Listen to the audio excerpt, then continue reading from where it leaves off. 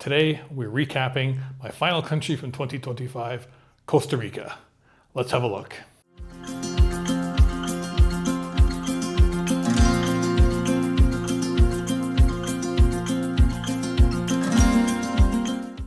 Welcome back to the channel. My name's Ian, known as WanderBeard around these parts.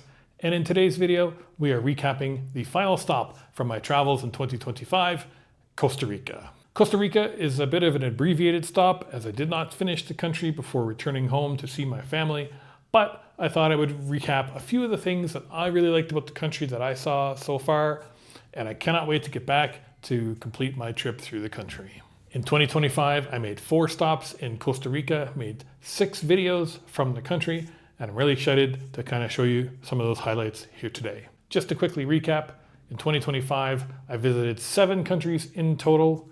We've already discussed the first 6. Those were Mexico, Belize, Guatemala, El Salvador, Honduras, Nicaragua, and now Costa Rica. This will be a much shorter list today, just 4 picks from my favorite moments in the country. So let's get started. So in the number 4 position, I have crossing Lake Arenal. So part of my original plan was to go from Monteverde over to La Fortuna, and I was going to take the local buses up around the lake. But what it ended up turning out to be would have been a 9 to 12 hour potentially trip across 3 different buses, would have made for a very long day with some very tight connections that would have ultimately resulted in me having to stay somewhere along the way overnight, potentially. So what I did instead was I ended up booking a tourist sort of shuttle service to get me from point A to point B in just a couple of hours. One of those parts was taking a boat across Lake Arenal at the base of Volcan Arenal. What I thought would be just a simple transfer between 2 points ended up becoming a wonderful adventure all on its own. We took a shuttle bus from Monteverde down to the lake, a boat across the lake, and then another shuttle that ultimately took us into La Fortuna. It's a beautiful view. You oversee the volcano Arenal that's there on the lake and had just such an amazing time. Let's have a look at some of the clips from crossing Lake Arenal.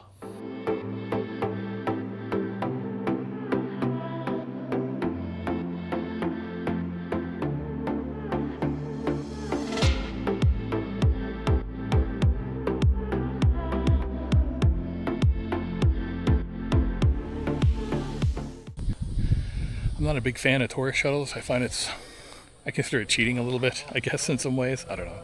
Maybe it's because I've been on the road for so long now at this point and so used to using the public transit and everything else that, these kind of tourist buses are pretty easy. But yeah, beautiful spot. We're just here at the lake waiting for our boat to arrive and continue on our way to La Fortuna. Our water chariot has arrived. Got really busy all of a sudden. There was like 3 boats that showed up all at once, but they're all very specific to the companies you're with, so you just got to kind of wait. But it was only about, about 20 minutes.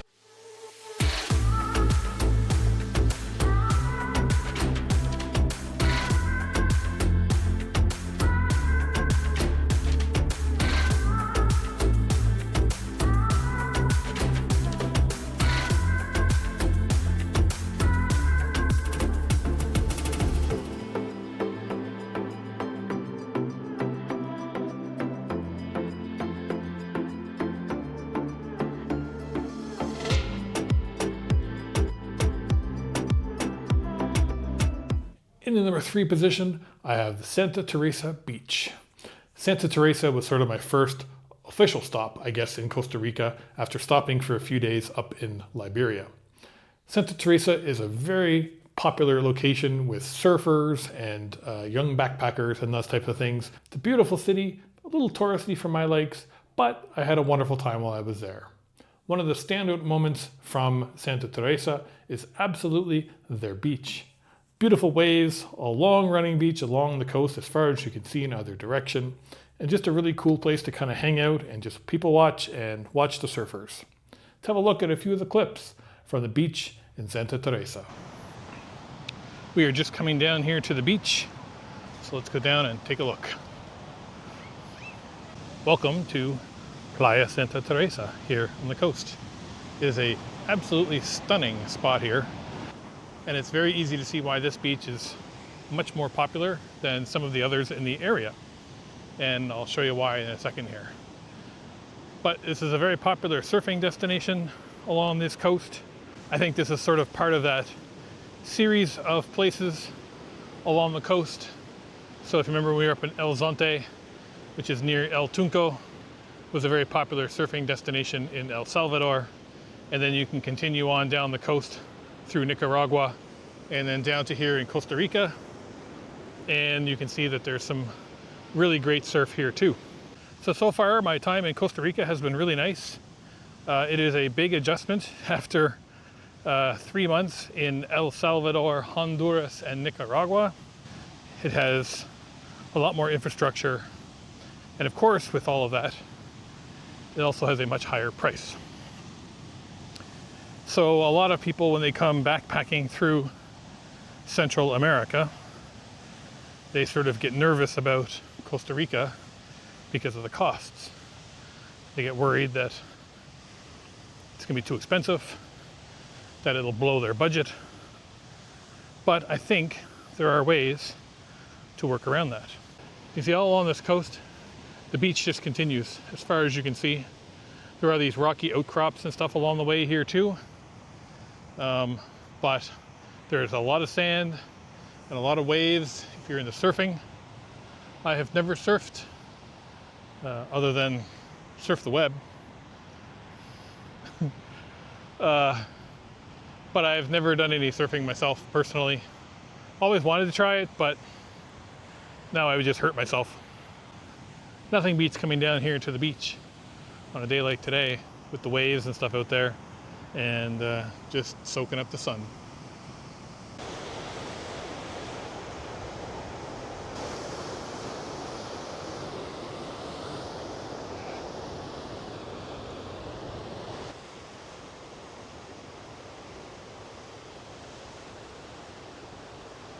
What a spot.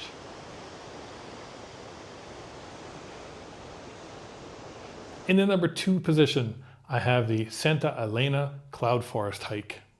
So when you get to the Monteverde region, it's obviously very famous for its cloud forests. Very, very rare around the world, and Monteverde is fortunate enough to have 2 privately run, separate cloud forests.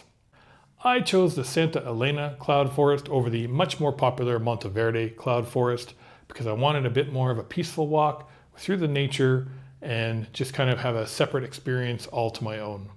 And it is a magical place. You can pick 4 or 5 different routes to travel throughout the forest, some longer, some shorter, some easy, and some much more difficult. I found one that was kind of a nice mix of those with some challenging parts and just a beautiful walk through large swaths of nature. There were long stretches of 15 to 20 minutes at a time where I didn't see another person. It was just myself and nature, and it was just an incredible time. I can't put it into words. So instead, let's have a look at some of the clips. This is a next video in my unofficial continuing series of things I should have done when I was much younger, but now that I'm 51 and in okay shape again, I'm going to try it now anyway. And it is a perfect day for this. You can see it's very overcast, very cool, and it's exactly what you want when you're walking through a cloud forest. And up here you can see here's the kind of the map of the trails. So we're going to start sort of here where this marker is, and there's a series of different trails. One of the ones I was considering initially was, of course, the crazy long red one, Sendero Caño Negro, but it is about 7 or 8 kilometers, and I don't think I'm going to have enough time to do that. So I thought what instead I would try and do today is actually take this blue trail up here, Sendero Encantado, which takes you up. There's a look-off point here, some really nice bridges, a few other spots, and really the elevation climbs are really sort of along this stretch here, sort of at the beginning and the end. The rest of it looked like it was pretty flat for the most part. So when you first start here, all the trails kind of start from the same point on this little paved pathway, and then as you get up further, they kind of veer off in their own directions. One of the things worth mentioning about the cloud forests is that you don't really see much wildlife because they're pretty far back into the woods at this point. But what you do get is some absolutely stunning nature.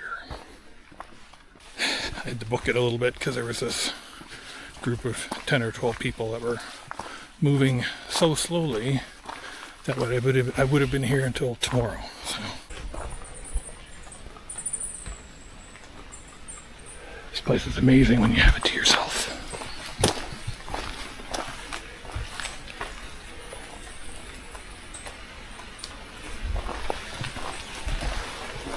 One of the other key differences between here and the Mult.dev cloud forest is that this one's actually privately run by a school.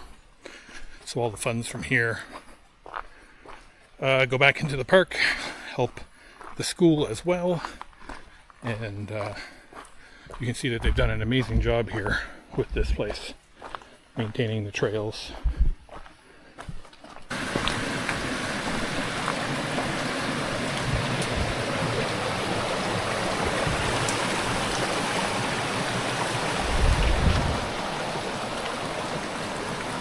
So we're here at a fork in the road. This is where my trail is continuing, down here to the left. And there's actually a shortcut this way if you want to double back a shorter way. But we've already come this far, so let's keep going. Made our way down to the next bridge here. It's known as Ficus Bridge.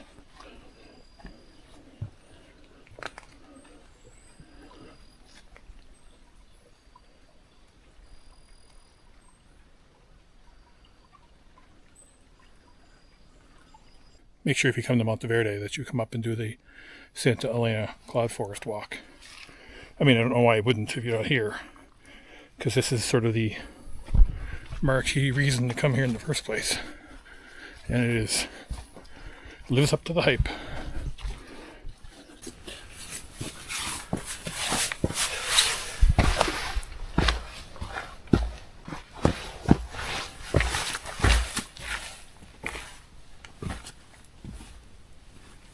Well, I have to say in all honesty that this trail so far has been very pleasant.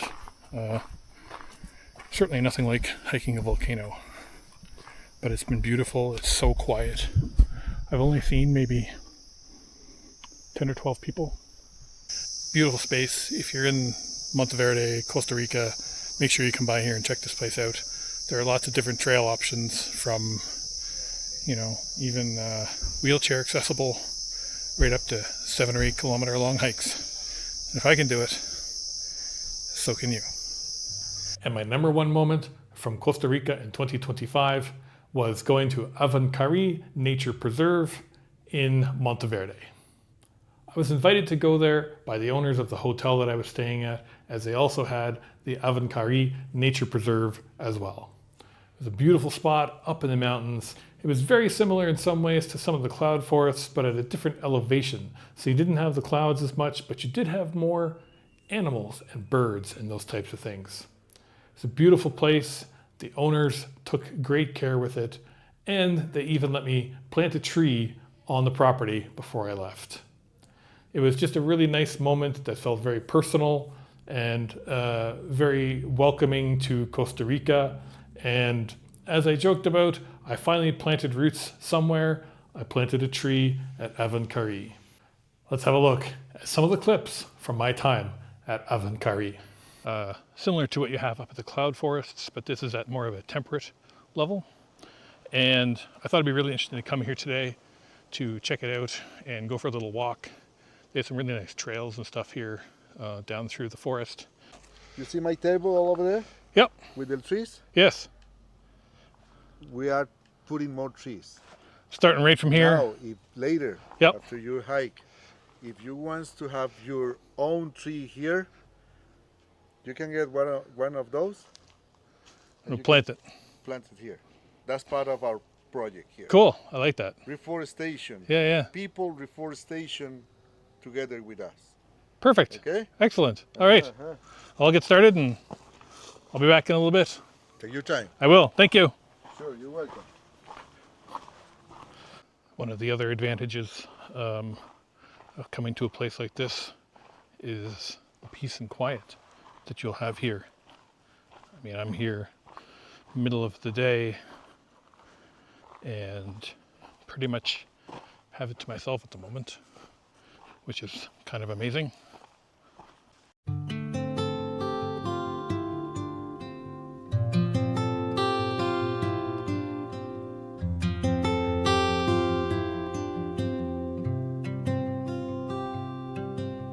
Here's an example here of some of the plants and trees that are in the initial stages of being replanted here in this park.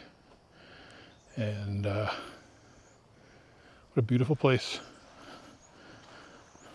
So along with some of the reforestation and conservation efforts that they're doing here, a few other projects include things like education with, bringing schools here for trips.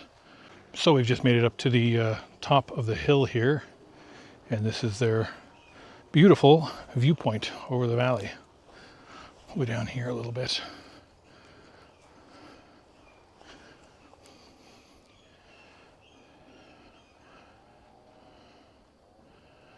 So one of the things they said you can keep an eye out for when you're here is that the butterflies will actually come down to the ground to feed in the mornings. So if you're here at the right time of day with the right conditions and stuff, you can actually walk upon this carpet, basically, of butterflies. I haven't seen them, but I'm going to keep walking and see if we come across any.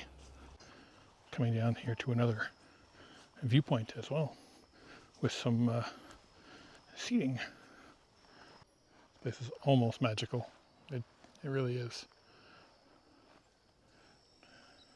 I was wondering what all the hooping and hollering was. Guess that explains it. This little trail hike up through the forest, their resource center, their commitment to ecotourism and ecology in general is pretty great to see. I've been to a lot of places throughout my travels where you get the sense that ecotourism to those places is just a financial term, so to speak. They are only doing it for money, and it's a very surface level type of endeavor. Places like this here, which are locally run by people from Costa Rica who are committed to the work that they're doing, is really great to see. And I hope that if you come to Mult.dev, Santa Elena, this area, that you will come up and check this place out. All right, so there's my tree. We're gonna plant it here on the ground, and we're gonna mark it so that when you do come by here and check this place out, take a picture with the tree and send it to me, and then I'll know that you actually came by and listened to me for a change. One tree going down. Put that in there like that. Should break it up a little bit probably on the bottom. A little bit, just to loosen up. We can use this. Yeah, that's great. Excelente. There, almost looks like I knew what I was doing. Good, very good. All right. And so there you have it, my recap of Costa Rica in 2025, which also concludes my entire recap series from all 7 countries that I visited this year. Thank you so much for watching. I really appreciate it. If you've been somewhere in Costa Rica that I haven't been to yet, that you think that I should make sure to check out, leave it down in the comments below and I'll add it to my list. If you ever feel like supporting the channel, there's a couple simple options here on the screen, as well as down in the description below. No pressure whatsoever, but if you'd like to check it out, that'd be really cool. And remember, life is short. Wander. And I'll see you in the next video where we begin our exciting adventures in 2026.